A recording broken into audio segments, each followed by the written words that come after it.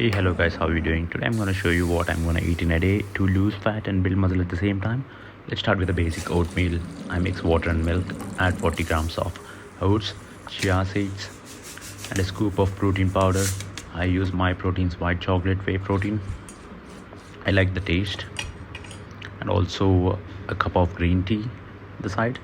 Also add a choice of your fruit and also try to add some nuts. I do not have nuts today with me, so I'm just going like this. And for the lunch, I eat 3 whole eggs, 3 egg whites and whatever my mom makes. She made lady's finger curry and dosa. Here eggs are the game changer. These are the best source of protein and I eat them every single day. It also has very less calories and carbs. And for the dinner, I usually go with chicken or fish, but today I'm going with a vegetarian option, which is paneer.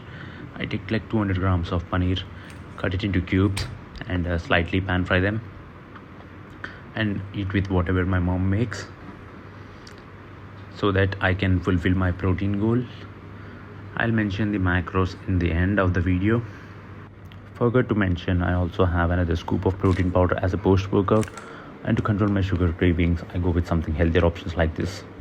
Yep, thank you, that's it.